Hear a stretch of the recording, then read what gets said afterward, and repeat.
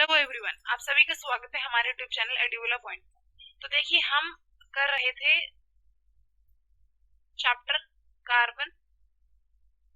Chapter number 4 है ये आपका, कक्षा 10वीं क्लास 10th है। कार्बन पढ़ रहे थे। फर्स्ट पार्ट 1 में हमने इसकी वर्सेटाइल सारी प्रॉपर्टीज पढ़ी थी और ये ग्रुप्स पढ़े थे। ठीक है, आप उसको जाके हमारे यूट्यूब चैनल पे चेक करके रिवाइज कर सकते हैं। हमारे यूट्यूब चैनल पे अपलोड हो चुका है पार्ट 1। ये है इसका, यहाँ से है इसका पार्ट 2। ठीक है, तो आज हम करने वाले हैं पार्ट 2 ऑफ दिस चैप्टर। यहाँ से शुरू करते हैं होमोलोगस सीरीज। अभी होमोलोगस सीरीज क्या होती है, देखो इसे समझते हैं। You have seen the carbon atom can be link together to form a chain of bearing length. वो ये कह रहा है कि तुमने कार्बन को देखा है कि वो लिंक बना बना के जो है वो लंबी चेन बनाता है, और बहुत सारी लेंथ की लंबी लंबी चेन बना पाता है, और अलग और कार्बन के साथ जुड़ के। ये जो चेन है ये ब्रांचेस में भी होती हैं और इनके साथ हाइड्रोजन भी लगे होते हैं।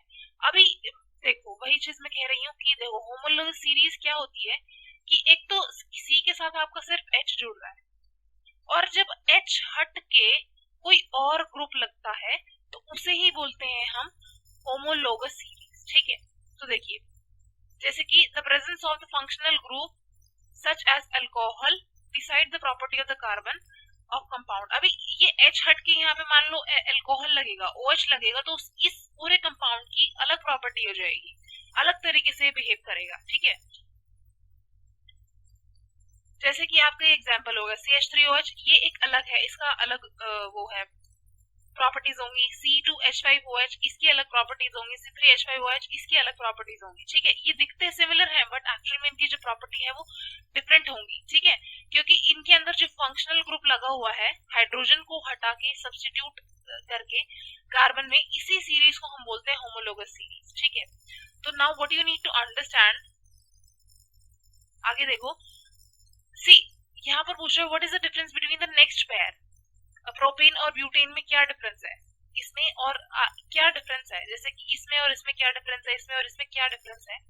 ठीक है, तो हम आगे देखेंगे। Similarly take homologous series as alkane, और ऐसे ही देखिए मैंने आपको दो चीज समझाई थी, एल्केन, एल्कीन, एल्काइन। तीन चीज बताई थी ना, सिंगल बॉन्ड ये, डबल बॉन्ड ये, ट्रिपल बॉन्ड एल्काइन, समझाया था ना मैंने। तो ये ऐसे ही ये आपके एल्कीन के एग्जांपल है। ठीक है, ये देखो, this is the formula of alkene. Alkene का फॉर्मूला है, अगर आपसे कोई पूछे तो CnH2n होगा ये। ठीक है, as the molecular mass increases in any homologous series, the graduation in physical changes properties are seen। वो ये कह रहा है कि जैसे जैसे आपका मास बढ़ता जाएगा किसी भी एटम का या फिर किसी भी मॉलिक्यूल का, तो उसकी जो प्रॉपर्टीज है वो भी बदलती रहेगी। ठीक है, और अगर हम उसकी फिजिकल प्रॉपर्टीज की बात करें, such as solubility in particular solvent show also show a similar graduation, but chemical properties अलग होंगी। देखिए, दो प्रॉपर्टीज होती हैं, आपकी फिजिकल प्रॉपर्टीज एंड आपकी केमिकल प्रॉपर्टीज। ठीक है, आपका फिजिकल शायद चीज सेम हो, मेल्टिंग पॉइंट, बॉइलिंग पॉइंट आपका सेम हो, सॉल्युबिलिटी सेम हो सकती है। ठीक है, लेकिन ये जो केमिकल है ना, आपका केमिकल प्रॉपर्टीज, ये बहुत ही अलग होती है, हर एक की फंक्शनल ग्रुप की अलग अलग होती है। ठीक है, तो देखते हैं आगे नॉमेनक्लेचर। नॉमेनक्लेचर का मतलब क्या होता है कि नाम दे देना, किसी को भी मॉलिक्यूल को नाम दे देना या किसी फंक्शनल ग्रुप को नेम दे देना। ठीक है, the name of the compound in homologous series are based on the name of basic carbon chain. Basic carbon chain जो होती है उसे हम प्रीफिक्स बोलते हैं। फ्रेज बिफोर, जो फ्रेज के पहले आती है उसे प्रीफिक्स। प्रीफिक्स मतलब पहले और सफिक्स मतलब बाद में, जो बाद में लगता है। देखो, बेसिक जो नाम है उससे पहले अगर कुछ लगेगा तो उसे प्रीफिक्स बोलेंगे, और जो बाद में लगेगा उसे सफिक्स बोलेंगे। आई होप क्लियर है ये। अभी नेमिंग कैसे करते हैं देखिए कार्बन की। Identify the number of carbon atom in compound. सबसे पहले आपका यही काम होना चाहिए कि आपको काउंट करना है कि आपके जो कंपाउंड है कार्बन का, उसके अंदर कितने कार्बन प्रेजेंट है। A compound having 3 carbon atom would have name propane. देखिए, मैंने आपको ऊपर एक ये जो टेबल थी ना, ये देखिए यहाँ पर, this is a very very important table. आपकी सारी की सारी चीजें इससे डील होंगी और ये आपका बेसिक है। ठीक आपके अगर 3 कार्बन होंगे तो यू मस्ट नो कि आपका प्रोपेन ही बनेगा। आपके पास आपके अगर 4 कार्बन होंगे तो यू मस्ट नो कि आपका ब्यूटेन ही बनेगा। ठीक है, तो देखिए, तो आपका क्या हो गया, प्रोपेन हो गया। अब इसमें क्या प्रीफिक्स सफिक्स लगाना है वो आपको चेक करना पड़ेगा। अगर कोई फंक्शनल ग्रुप है तो वो सफिक्स में लगेगा। ठीक है, suffix of functional group begin with vowel. ये देखिए, आपको समझने की जरूरत है कि अगर जो फंक्शनल ग्रुप है वो सफिक्स पीछे लग रहा है तो वो ए ई आई ओ यू से जुड़ेगा। ठीक है, जैसे कि अगर मैं एग्जांपल दूं आपको, जैसे कि कार्बन चेन के अंदर 3 कार्बन है तो कीटोन ग्रुप होगा फॉर श्योर। तो ये आपका प्रोपेन था। ठीक है, और इसके अंदर इस कीटोन का ई लग जाएगा, कीटोन ग्रुप लग रहा है इसके अंदर। ठीक है, तो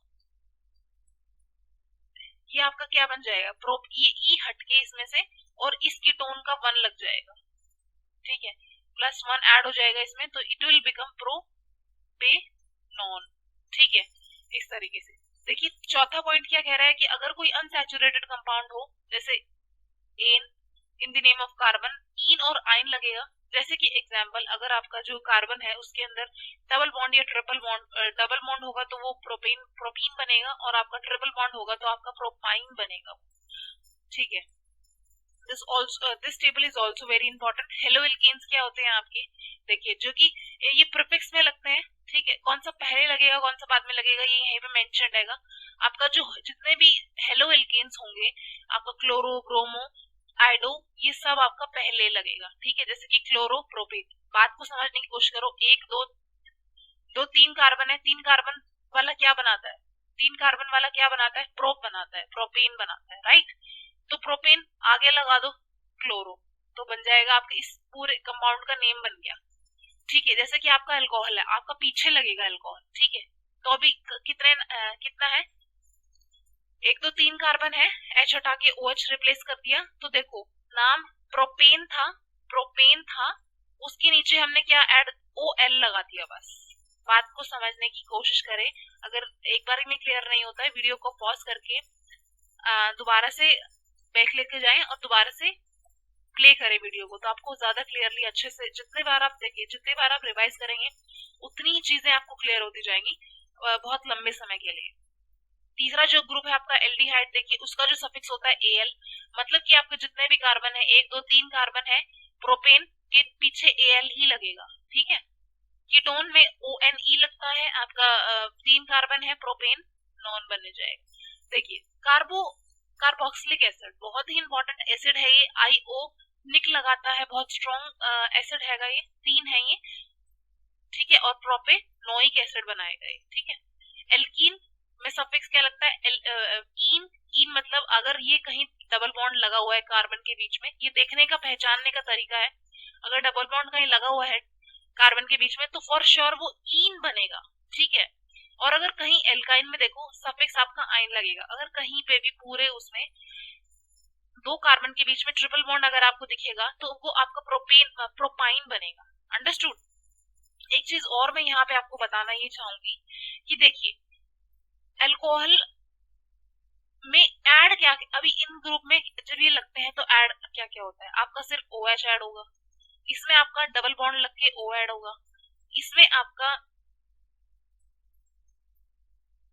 यू विल बी हाँ, आपका डबल बॉन्ड लग के O, और बस ऑल्सो हाँ, डबल बॉन्ड लग के O, और इसमें देखो जो आपका प्रोपेनोइक एसिड है,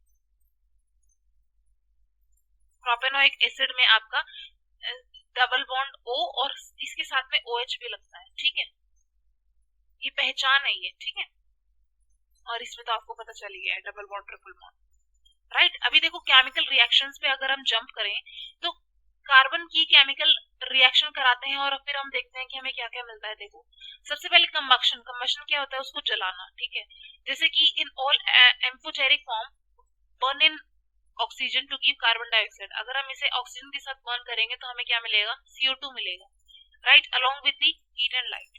most carbon compound also release large amount of heat and light during burning, जब वो जलेगा तो हीट देगा आपको, फॉर श्योर कार्बन जलेगा तो हीट देगा। एग्जाम्पल देती हूँ, आपका कोयला है, अगर आप उसको जलाते हो तो आपको क्या मिलती है, हीट मिलती है। उस पे आप जैसे लोग चूल्हे पे पहले खाना बनाते थे, आग जला के खाना बनाते थे ना, तो क्या करते थे, लकड़ियां जलाते थे, चूल्हे पे मतलब आग लगाते थे और फिर रोटी वगैरह बनाते थे, रोटी सब्जी बनाते थे, खाना बनाते थे स्पेशली, ठीक है। तो वो क्यों, क्योंकि जो कोल की ये प्रॉपर्टी है कि वो जब जलेगा तो हीट देगा ही देगा। ये आपका डेली लाइफ का एग्जाम्पल है। जैसे कि इसको देखिए आप, C plus O2 is equals to आपका CO2, कार्बन डाइऑक्साइड रिलीज हो जाएगी और आपका हीट और लाइट निकलेगा। ऐसे ही आपका CH4 प्लस O2 से CO2 निकलेगा, वाटर निकलेगा, हीट एंड लाइट निकलेगा। ऐसे ही इससे CH3 CH2OH से आपको ऑक्सीजन के साथ रिएक्ट कराएंगे, CO2 मिलेगा, H2O मिलेगा, हीट और लाइट मिलेगा, right. Okay, now saturated hydrocarbon will generally give you a clean, देखो एक बहुत ही इंपॉर्टेंट बात बोली गई है यहाँ पे, सैचुरेटेड हाइड्रोकार्बन समझ रहे हो ना, ठीक है, जिसमें सिर्फ सिंगल बॉन्ड हो। सिंगल बॉन्ड वाले आपको क्या क्लीन फ्लेम देंगे, बिल्कुल कोई धुआं हुआ नहीं होगा। लेकिन वही अनसैचुरेटेड जो डबल बॉन्ड वाले और ट्रिपल बॉन्ड वाले आपको क्या देंगे, धुआं धुआं देंगे जलने पर, ठीक है।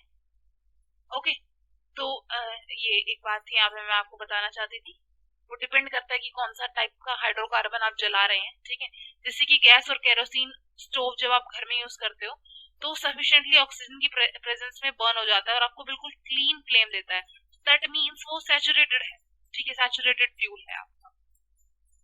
If you observe the bottom of the cooking vessel getting blacken, it means that the air holes are blocked. और अगर आप कभी ये चीज सोची हो, कभी मम्मी गैस पे खाना बना रही है और है ना, जब आपकी गैस खत्म होने वाली, सिलेंडर खत्म होने वाला होता है, तो आपका जो कुकर है, पतीला है जिसमें आप खाना बना रहे हैं, वो नीचे से काला होने लग जाता है। काला होने का मतलब क्या है कि जिससे भी वो जो पाइप है जहां से गैस निकल रही है वो प्रॉपरली नहीं निकल पा रही है और प्रॉपरली जल नहीं पा रही है वो, ठीक है। तो उससे वो उसका कंबशन कंप्लीट नहीं हो रहा है, इसीलिए वो ब्लैक फ्लेम दे रही है और इसीलिए आपका जो पतीला है, कुकर है, वो ब्लैक हो जाता है, ठीक है। अभी देखिए, fuel such as coal and petroleum have some amount of nitrogen and sulphur in them, और जब वो जलते हैं तो आपको क्या देते हैं, ऑक्साइड देते हैं सल्फर के, मतलब SO2 देंगे, NO2 देंगे, इस तरीके वाले कंपाउंड देंगे, ठीक है। और ये जो कंपाउंड है ना, ये हमारे इन्वायरमेंट के लिए बहुत ही ज्यादा हार्मफुल है।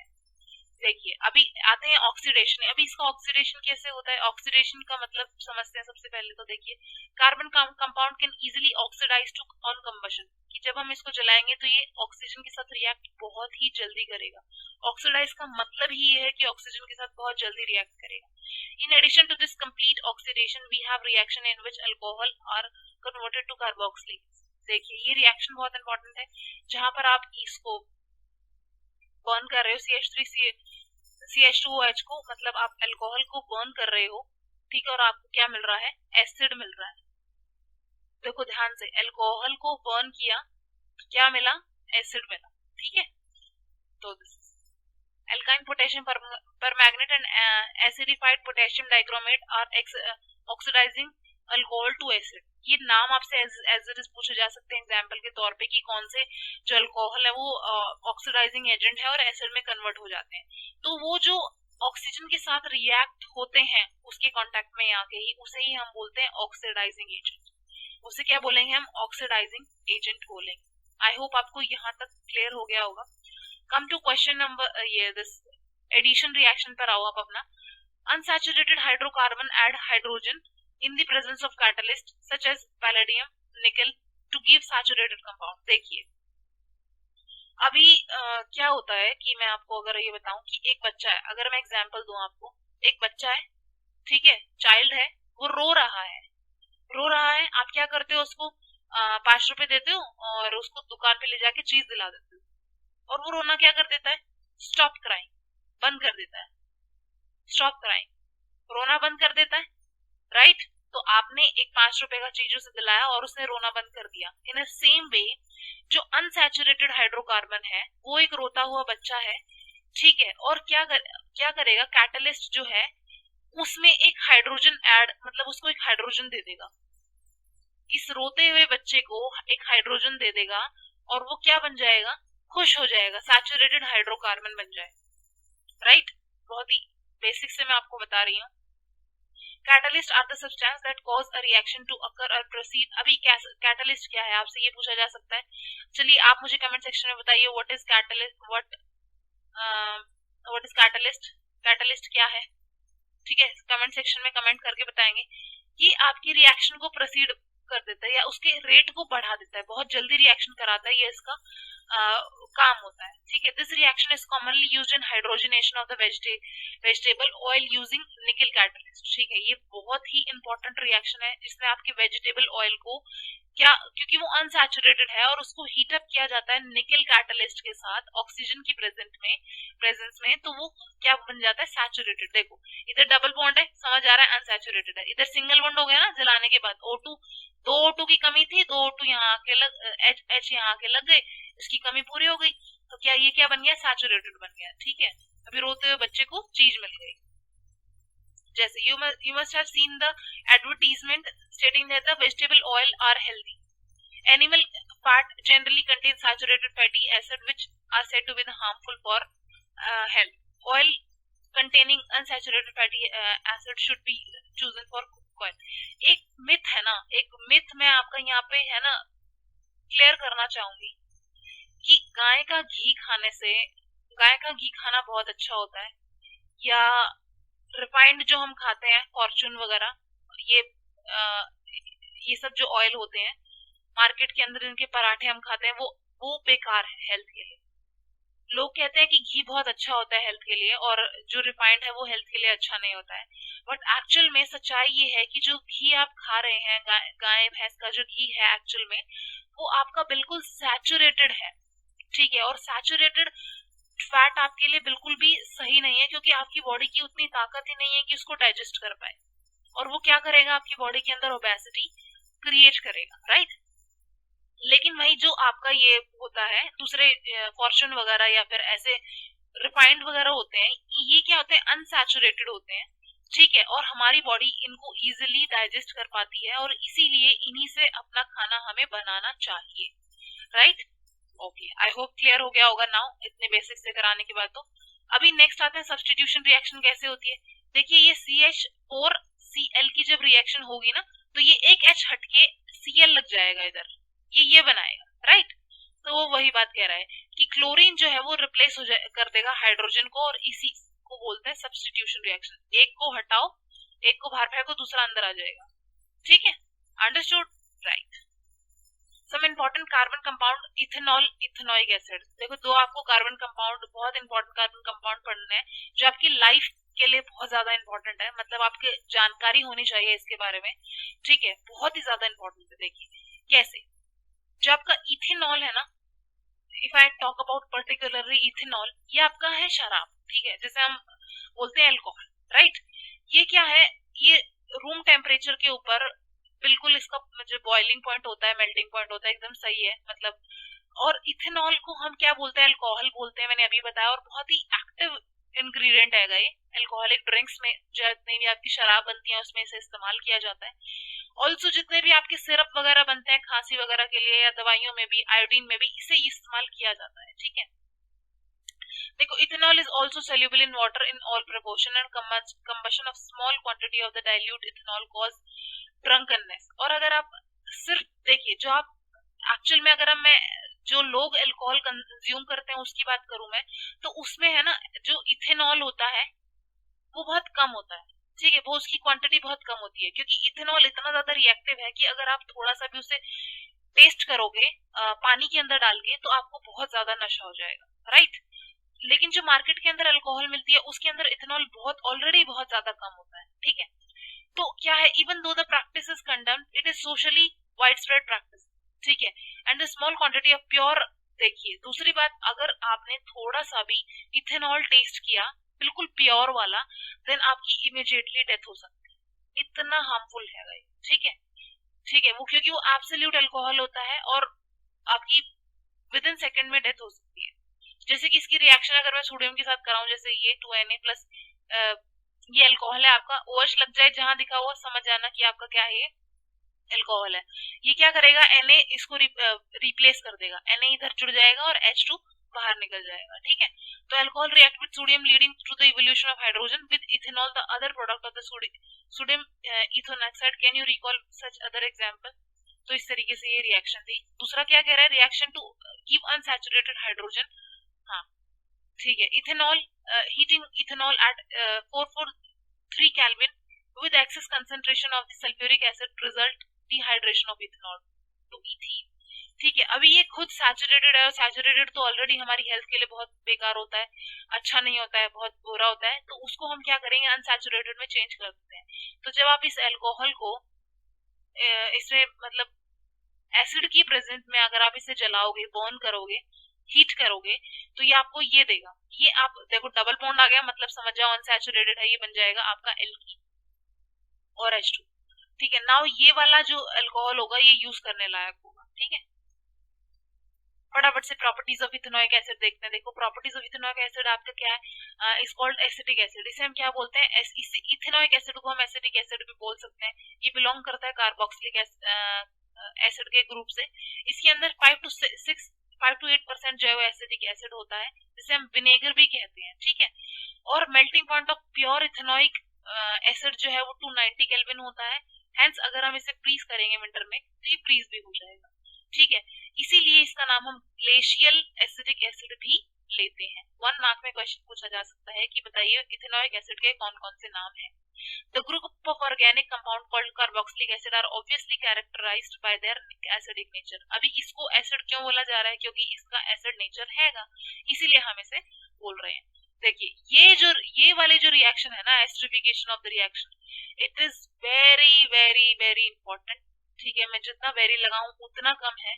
ठीक है, देखिए क्या कहता है कि जो एस्टर है आपका एक group are mostly commonly found by the reaction of acid with alcohol. जब आप एसिड को, ठीक है, this is your acid and this is your alcohol, तो आपका क्या बनता है, एस्टर बनता है।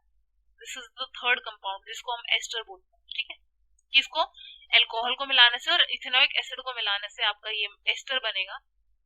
ठीक है, और आपका H2O देगा आपका। अभी जनरली एस्टर क्यों इस्तेमाल किया जाता है, इसकी जो स्मेल होती है बहुत अच्छी होती है, बहुत स्वीट स्मेल होती है इसकी, और इसको ये जितने भी हमारे परफ्यूम्स डिओड्रेंट्स होते हैं ना, ये बनाने के लिए इस्तेमाल किया जाता है। ठीक है, आई होप आपको थोड़ा बहुत चीजें क्लियर हो रही होंगी। ठीक है, it's a very fantastic concept कि देखो आप क्या अल्कोहल को मिला रहे हो, ठीक है, और आप एसिड को मिला रहे हो and you will be getting a perfume. ठीक है, परफ्यूम में यूज की जाती है ऐसी स्मेल, मतलब इस तरीके की स्मेल जो कि इससे एस्टर बनता है, एस्टर से निकलती है। ठीक है, आपका ऑल्सो देखो इससे सोप वगैरह भी बनते हैं। इस पूरे प्रोसेस को सोनिफिकेशन बोलते हैं because it is used for the preparation of soap. साबुन के अंदर खुशबू होती है, कहाँ से आती है भाई, इसी प्रोसेस से आती है। ठीक है, इसी प्रोसेस से आती है, ऐसे ही हमारे साबुन भी बनते हैं। ठीक है, soap and sodium potassium long chain, sodium and potassium salt of long chain इसी काम के लिए हम यूज करते हैं। देखिए ये दिस इज द रिएक्शन। ठीक है, ये रिएक्शन बहुत इंपॉर्टेंट है, अपने हाथ से लिख के इन्हें याद कर लेना। अगर हम इसी की रिएक्शन करें बेस के साथ तो हमें क्या मिलेगा, NaOH आपका बेस है और ये आपका एसिड है। कि हमने Na को रिप्लेस कर दिया और H2 हमारा बाहर निकल गया, राइट। ओके, देखो और फिर उसके बाद आपने क्या किया, आपने reaction with carbonate and hydrogen carbonate, reaction कराई आपने कार्बोनेट के साथ और हाइड्रोजन कार्बोनेट के साथ। देखिए कार्बोनेट का मतलब क्या होता है आपका CO3, हाइड्रोजन कार्बोनेट का मतलब क्या होता है HCO3। ठीक है, सोडियम ये आगे लग जाता है आपका, sodium carbonate and this is sodium hydrogen carbonate. ये दो कंपाउंड है, बहुत इंपॉर्टेंट कंपाउंड है। देखिए ये एसिड है आपका, इसको सोडियम कार्बोनेट के साथ आपने रिएक्ट कराया, Na अलग हो जाएगा, H2O देगा और O2 देगा आपको। ऐसे ही आपने दोबारा से एसिड को NaHCO3 मतलब सोडियम हाइड्रोजन कार्बोनेट के साथ रिएक्ट कराया, तो आपका सोडियम अलग हो जाएगा, H2O अलग और CO2 आपको मिल जाएगा। तो ये आपकी सारी रिएक्शंस थी। ठीक है, नाउ एक बहुत ही लास्ट टॉपिक जो इसका बचता है वो ये है कि आपका जो सोप फॉर्मेशन होता है और आपका डिटर्जेंट्स बनते हैं। ठीक है, सोप और डिटर्जेंट्स, ये देखिए इस तरीके से आपका सोप का कुछ ऐसा स्ट्रक्चर बनता है। ये आपका ऑयल ड्रॉप है मान लो, और ये क्या है आपके सोडियम है। ठीक है, मतलब ये कह सकते हो कि ये कोई दाग है और ये सारे इसके ऊपर एक्ट कर रहे हैं, ये दाग निकालने की कोशिश कर रहे हैं। ठीक है, तो आगे बढ़ते हैं, देखिए समझते हैं कैसे। सोप कैसे क्लीन करता है वो आपको बताया गया है, सोप कैसे बनता है वो आपको नहीं बताया गया है। आपको बेसिकली ये समझना है कि जो सोप हमारे कपड़े को कैसे साफ करता है, ठीक है, वही मैं आपको ये चीज बता रही थी कि ये जो है आपको ये डर्ट दे रखा है बीच में, ठीक है, ये आपको बीच में डर्ट दे रखा है और इसके ऊपर ये सारे मिलके आर्मी अटैक कर रही है, साबुन की आर्मी अटैक कर रही है और पूरा दाग निकाल रही है, ठीक है। देखो यहाँ समझते हैं क्या कह रहा है कि most dirt is oil in nature, as you know oil does not dissolve in water.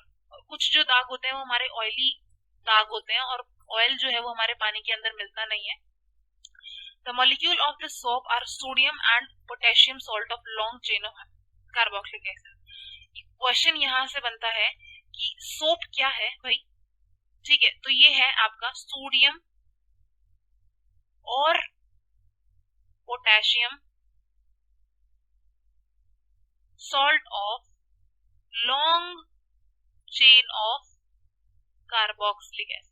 Understood? ऐसे कि एज इट इज आपसे क्वेश्चन पूछा जाए, अंडरस्टूड, ऐसे ही पूछेगा वो पूरा का पूरा। सोप मॉलिक्यूल ये जो स्ट्रक्चर बनता है सोप मॉलिक्यूल का, इसे बोलते हैं micelles, where one end of the molecule are toward the oil, मतलब एक जो हिस्सा होता है वो डर्ट की तरफ होता है, दूसरा उससे दूर होता है, ठीक है। तो this form an emulsion in the water and ये बना के पूरा डर्ट जो है वो बाहर निकाल दिया जाता है कपड़े से और कपड़ा साफ हो जाता है। आई होप ये आपको क्लियर हो गया होगा। देखो एक पॉइंट ये है कि ये वाला जो पार्ट होता है दिस इज योर हाइड्रोफिलिक, ठीक है, जो कि पानी से दूर रहता है, फिलिक मतलब दूर, हाइड्रोफोबिक जिसको पानी जो पानी के करीब रहता है, ठीक है। ये देखो ऐसे ये दाग इसके ऊपर लगा हुआ है, ये सारे ये क्या है, सोप के वो है, ठीक है, ये सोप इसके ऊपर एक्ट करेगा, इसको पूरा बाहर निकालेगा, ये देखो ऐसे पूरा बाहर निकाल देगा कपड़े, ठीक है, ऐसे हमारा कपड़ा साफ होता है, राइट। तो और तो कुछ नहीं है, ये पूरा इसके बारे में था, सोप एंड वॉशिंग के बारे में। एक बार इस लास्ट पैराग्राफ को देख लेते हैं। देखो while bathing form is formed, हम जब नहाते हैं तो एक फॉर्म झाग सा उठता है साबुन का, वो क्या होता है, ठीक है, वो इनसॉल्युबल सब्सटेंस होता है जिसे हम स्कम बोलते हैं और वो रहता ही है आफ्टर वॉशिंग के बाद। This is caused by the reaction of the soap with calcium and sodium salt. ये क्यों बनता है, क्योंकि जो साबुन है साबुन की रिएक्शन होती है कैल्शियम और मैग्नीशियम सॉल्ट जो कि हमारे पानी के अंदर प्रेजेंट होता है, ठीक है। हार्डनेस, इसी की वजह से हमारा जो पानी है वो हार्ड हो जाता है और हार्डनेस ऑफ वाटर की वजह से ये क्रिएट होता है, ठीक है। Hence you need to use a large amount of soap और इसीलिए सोप ज्यादा लगता है उस प्रॉब्लम को कम करने के लिए, ठीक है। To overcome by using another class of compound called detergent. अभी देखिए आप कपड़ा धोना है, आपको आप साबुन से नहीं धो सकते, आपको उसके लिए क्या चाहिए, आपको डिटर्जेंट चाहिए जो कि क्लींजिंग एक्शन है, एजेंट है जिसका पूरा का पूरा 24/7 काम ही यही है, ठीक है। और ये देखिए ये किस चीज से बना होता है, ये आपका सोडियम सॉल्ट होता है और सुपोनिक acid of ammonium salt, chloride और ब्रोमाइड से बनते हैं, ठीक है, और हाइड्रोकार्बन ही होते हैं ये भी, इस तरीके से इनका कंपाउंड बनता है। और ये क्या करते हैं, ये they do not form insoluble precipitate with calcium and hydrogen, calcium and magnesium ion with hard water के अंदर इनके साथ रिएक्ट नहीं करता है, ठीक है, डिटर्जेंट।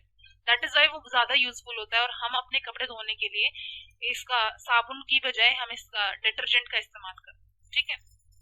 तो दैट वाज योर चैप्टर, ठीक है।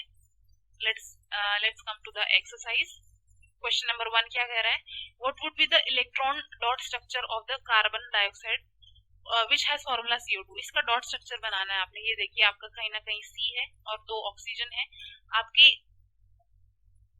C आपके 4 इलेक्ट्रॉन शेयर करेंगे, ठीक है, क्योंकि 4 कार्बन के पास खुद के पास है, 2 ये आएगा, 2 ये देगा ऑक्सीजन, 2 ये देगा, क्योंकि इसकी वैलेंस इलेक्ट्रॉन में 2 मतलब एक्स्ट्रा होते हैं, ठीक है, 2 एक्स्ट्रा होते हैं वैलेंस में, तो ये 2 शेयर करेगा और पूरा ऐसे बॉन्ड बनाएगा पूरी, ठीक है, ये इसके साथ भी बॉन्ड बनाएगा और ये देखिए ये दो कार्बन के हैं और ये 2 ऑक्सीजन ने शेयर किया है, तो ऑक्सीजन का भी ऑक्टेट पूरा, कार्बन का भी ऑक्टेट पूरा, CO2 बन गया। क्वेश्चन नंबर 2 क्या कह रहा है कि डॉट स्ट्रक्चर बनाना है सल्फर का और 8 एटम से, ठीक है, डॉट स्ट्रक्चर बनाना है 8 एटम से। तो आप लगाइए 1 2 3 4 5 6 7 8 करके आपने लगा दिया और जरा इसकी बैलेंस पूरी कर दो, बैलेंस ही पूरी कर दो। सी अगर यहाँ पे इलेक्ट्रॉन कम पड़ रहा होता तो हम डबल बॉन्ड लगाते, ठीक है। Okay, how many structural isomers can be drawn of pentane? Pentane के कितने हम आइसोमर्स बना सकते हैं, जरा देखते हैं कैसे कितने बना सकते हैं। एक तो स्ट्रेट लाइन बन जाएगा, एक ऐसे ब्रांच वाला बन जाएगा, और एक इस तरीके से ट्री वाला बन जाएगा, ठीक है। तो you can form many. Question number second देखिए, what are the two properties of the carbon which lead to the huge number of carbon compound? ऐसी क्या प्रॉपर्टी है कार्बन के अंदर कि उसके इतने सारे बॉन्ड बन जाते हैं? पहला तो कैटिनेशन, उसकी बॉन्ड बनाने की क्षमता, और दूसरा कि उसकी वैलेंस इलेक्ट्रॉन में 4 इलेक्ट्रॉन है, या तो 4 वो दे दे या वो 4 वो कर ले, और दोनों ही काम इतने मुश्किल है, तो ये क्या करता है? शेयरिंग इज केयरिंग, शेयरिंग कर दे, बीच का रास्ता निकाल देता है, ठीक है। क्वेश्चन नंबर थर्ड क्या कहता है, what will be the formula and the electron dot structure of cyclopentane? Cyclopentane, देखो साइक्लो बोल रहा है मतलब समझ जाओ कि आपका सर्कल की बात कर रहा है, और पेंटेन तो पेंटेन है ही, ठीक है। सी सी सी सी सी मतलब 5 सी लगेंगे आपके, पेंटेन और हाइड्रोजन की वैलेंसी कंप्लीट कर। क्वेश्चन नंबर 4 क्या कह रहा है, draw the structure of ethanoic acid bromopentane butanone hexanal. देखिए ये सबसे पहले आपका ये है इथेनॉइक एसिड, CH3 लगेगा और COH, तो C मतलब आपका एक C उस पे H3 लग गया है, और दूसरा जो C लगेगा उस पे दो, तो ये 2 बॉन्ड बना के O लगेगा और एक पे H लगेगा, OH लगेगा, सॉरी, ठीक है, राइट। तीसरा आपका क्या दूसरा क्या कह रहा था, ब्रोमोपेंटीन, 1 2 3 4 5 कार्बन लगा दिए और हाइड्रोजन को हटा के ब्रोमीन लगा, ठीक है। थर्ड क्या कह रहा है, आपको क्या लगाना है, I guess CO carboxylic acid या कार्बोक्सिलिक एसिड ग्रुप लगाना है, तो दिस इज योर, ये आपका सॉरी कीटेनॉन आपका ये ग्रुप है, ठीक है।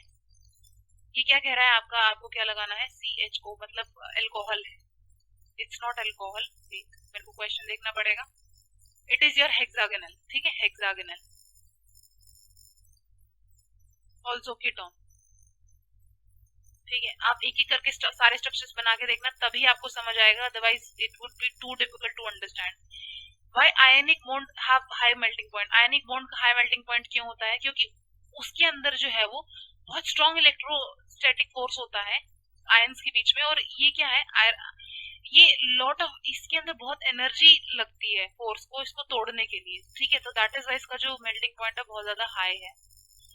देखिए क्या कह रहा है, why the conversion of ethanol to ethanoic acid and oxidation reaction? मैंने आपको बताया था जब इसको हम इसमें कन्वर्ट करेंगे तो ये ऑक्सीडेशन रिएक्शन है, क्योंकि इसके अंदर ऑक्सीजन इन्वॉल्व हो रहा है, that is why it is called an oxidation reaction. देखिए रीजन पता होना चाहिए आपको हर चीज का क्यों हो रही है। Question number 2, a mixture of oxygen and ethyne is bond for welding. अब आपने किसी को वेल्डिंग करते हुए देखा है तो उसके अंदर ऑक्सीजन और इथाइन का दोनों का मिक्सचर लगता है, तो क्यों, मतलब ऐसा व्हाई इट इज रिक्वायर्ड ये बताना है, ठीक है आपको। ये उसका फॉर्मूला है, ठीक है, ये basically this is ethyne and oxygen, right. तो अभी इथाइन को जब आप बॉन्ड करोगे तो आपको बहुत सूदी स्मेल प्लेन देगी, बहुत सूदी स्मेल प्लेन देगी, ठीक है। ये क्यों देगी, क्योंकि इनकम्प्लीट कंबशन हो रहा है, ठीक है, और बिल्कुल सप्लाई हो रही है एयर की। Ethyne is bond with oxygen, it give clean flame with temperature at, अगर बहुत हाई टेम्परेचर पे आप उसे बर्न कर रहे हो ऑक्सीजन के साथ इथाइन को, क्योंकि इसके अंदर ट्रिपल बॉन्ड है, बहुत ज्यादा एनर्जी चाहिए, तो ये आपका क्या है, ऑक्सी एसिटाइलिन बनाएगा, ठीक है, वेल्डिंग के लिए जो इस्तेमाल होता है। It is not possible to attain such high temperature without main oxygen, that is why जो हम mixture of ethyne and air is not used, ठीक है। Question number 1, why would you distinguish experimentally between alcohol and carboxylic acid? आप how कैसे distinguish करोगे दोनों को के बीच में? तो आप एक एक्टिविटी कर सकते हो कि आप जैसे मेटल को और मेटल हाइड्रोजन कार्बोनेट को जब आप इसके साथ एसिड के साथ जलाओगे तो surely you will be getting the salt, आपको सॉल्ट ही मिलेगा और कुछ मिल ही नहीं सकता, और जिस रिएक्शन से आपको सॉल्ट मिल जाए समझ जाना कि वो वाला आपका कार्बोक्सिलिक एसिड है और दूसरा वाला आपका एल्कोहल। ऑक्सीडाइजिंग एजेंट क्या होता है, आपका जो such substance such as alkyne, potassium permanganate and acidified potassium dichromate are capable for adding oxygen, जिसमें आपका ऑक्सीजन ऐड हो पाए या हो सके उसी बोलते हैं आपका ऑक्सीडाइजिंग एजेंट। आई होप आपको ये क्लियर हो गया होगा, right? Would you be able to check if water is hard by using detergent? आप क्या ये बता सकते हैं कि जो मतलब हार्ड वाटर है आपको उसमें डिटर्जेंट यूज करके, देखिए जो डिटर्जेंट है आपका ammonium and sulphonate salt of long chain of carboxylic acid होता है, मैंने अभी ऊपर लिख के आपको बताया है, ठीक है। Unlike soap they do not react with calcium and magnesium, जो सोप है आपका वो रिएक्ट नहीं कर पाता कैल्शियम और मैग्नीशियम से हार्ड वाटर के अंदर। दैट इज वाई हमें क्या चाहिए, हमें डिटर्जेंट चाहिएगा, ठीक है, जो कि इन दोनों के साथ फाइट कर सके और हमारा कपड़ा साफ कर सके, हार्ड वाटर, ठीक है। Question number 2. People use a variety of method to wash clothes. Usually, after adding the soap, they beat the cloth, on a stone and beat with a paddle. Scrub with brush and mixture of agitated washing machine. Why is agitation necessary to clean the cloth? देखिए क्या कह रहे हैं कि बहुत सारे तरीके हैं कपड़े धोने के, कोई मार मार के धोता है, कोई उसको ब्रश लगा के घिस घिस के धोता है, तो बहुत सारे वो कोई वॉशिंग मशीन में धोता है। तो आप क्या बता सकते हैं क्यों ऐसा, मतलब जो एजिटेशन है वो क्यों जरूरी है साफ कपड़े धुलने के लिए? ऐसा इसीलिए क्योंकि जो सोप मॉलिक्यूल होते हैं उसके दो पार्ट होते हैं, दो हिस्से होते हैं, हाइड्रोफोबिक और हाइड्रोफिलिक। क्या होता है, इसकी हेल्प से ये अटैच होते हैं जहां पर ग्रीस या डर्ट लगा हुआ होता है, मिजल फॉर्म करते हैं ये, और प्रॉपरली क्या करते हैं, पूरे ही दाग को बाहर निकाल देते हैं, ठीक है।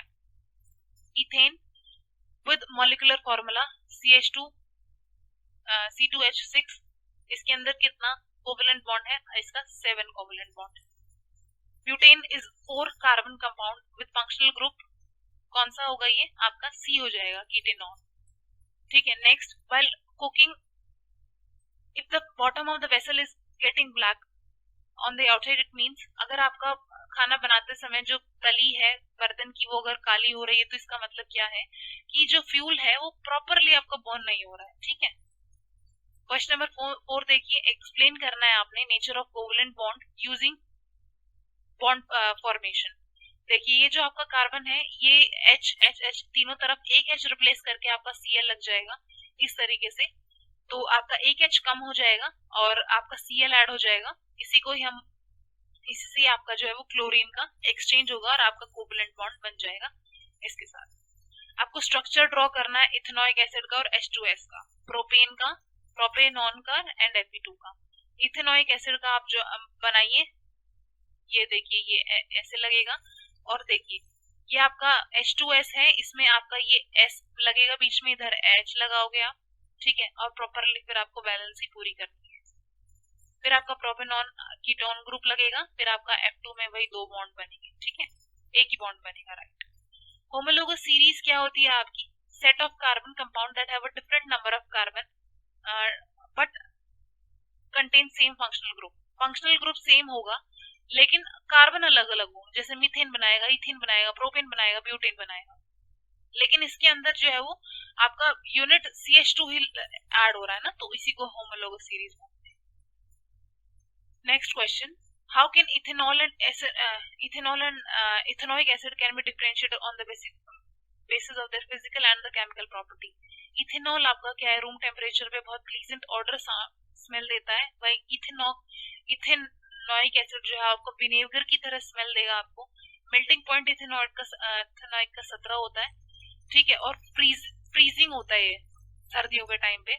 इथेनॉइक एसिड रिएक्ट करता है मेटल के साथ, आपको सॉल्ट देता है, मैंने आपको अभी ये बात क्लियर की थी, ठीक है, और कार्बन डाइऑक्साइड देता है। It is just an example. Question number 8 ये देखिए, in electrolyte refining of the metal M, what would you take as anode and the cathode electrolyte. आपको इलेक्ट्रोलाइट एक मेटल है, उसमें आप एनोड क्या लोगे और कैथोड क्या लोगे वो बताना है। आप एनोड पे आप अपना इम्प्योर मेटल लोगे, कैथोड पे आप अपना थिन स्ट्रिप लोगे प्योर मेटल की, और इलेक्ट्रोलाइट में आप अपना सॉल्यूशन रखोगे, right. Why are carbon and carbon compound used as a fuel for most applications. ऐसा क्यों होता है कि कार्बन और कार्बन कंपाउंड को हम फ्यूल समझते हैं ना, ठीक है, ऊर्जा देने का सोर्स, ऐसे क्यों रखते हैं, क्योंकि ये जब जलता है ना, मैंने अभी आपको बताया, तो बहुत ज्यादा हीट और लाइट देता है, इसी वजह से, और इसकी बहुत हाई कैलोरीफिक वैल्यू होती है, इसी वजह से इसको इस्तेमाल किया जाता है। एक्सप्लेन करना है आपने स्कम कैसे बनता है हार्ड वाटर के साथ। अगेन आप बताओगे कि जो सोप है सोडियम और पोटेशियम सॉल्ट होता है long chain of fatty acid, hard water के साथ ये रिएक्ट नहीं करता है, इसीलिए हमें डिटर्जेंट की, और मिजल्स बनाता है इसीलिए हमें डिटर्जेंट की जरूरत होती है। और ये इसके साथ जो सोप है वो इनसॉल्युबल होता है, सोप इनसॉल्युबल होता है हार्ड वाटर में और स्कम बना देता है। ठीक है, What change will you observe if you test the soap with litmus paper? क्या चेंज आपको मिलेगा? आप ऑफकोर्स आपका जो रेड लिटमस है वो ब्लू में चेंज हो जाएगा क्योंकि उसके अंदर बेस है।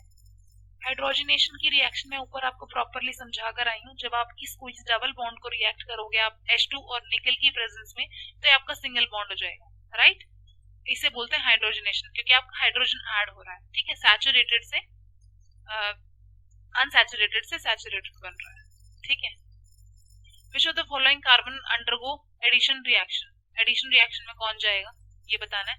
Unsaturated carbon undergo addition reaction. Being unsaturated hydrocarbon, this and this undergo addition reaction. ठीक है, ओके। क्वेश्चन नंबर 14 ये देखिए, give test that can use to differentiate chemically between butter and cooking oil. कैसे आप वो करेंगे? देखिए, जो आपका बटर है वो आपका सैचुरेटेड फैट है और हाइड्रोजनेट नहीं होगा या इसकी रिएक्शन नहीं होगी H2 के साथ। ठीक है, लेकिन दूसरे ही हाथ पे जो आपका फैट है वो दूसरा अनसैचुरेटेड है तो उसकी हाइड्रोजन रिएक्शन ऑफकोर्स हो जाएगी।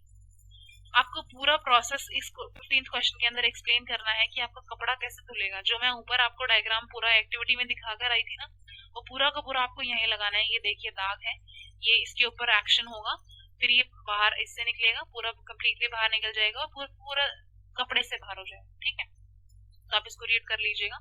ये आपका पूरा चैप्टर था, पूरी एक्सरसाइज के साथ हमने इसे खत्म किया है। आई होप आपको पूरा चैप्टर समझ आ गया होगा। अगर आपको फिर भी कोई डाउट रह जाता है तो हमारे कमेंट सेक्शन में हमें कमेंट करके अपना सवाल पूछ सकते हैं। ठीक है, हमें नेक्स्ट वीडियो में नेक्स्ट चैप्टर की स्टार्टिंग में ही आपका जवाब दे देंगे। ठीक है, तो इसी क्लास 10th के ही और भी चैप्टर हमारे यूट्यूब चैनल पे अपलोड हो रखे हैं, आप प्लीज जाके उन्हें चेक कीजिए और भी अपडेट्स पाने के लिए अभी ही बेल बटन दबाएं और सब्सक्राइब करें हमारे चैनल को। तब तक के लिए थैंक यू।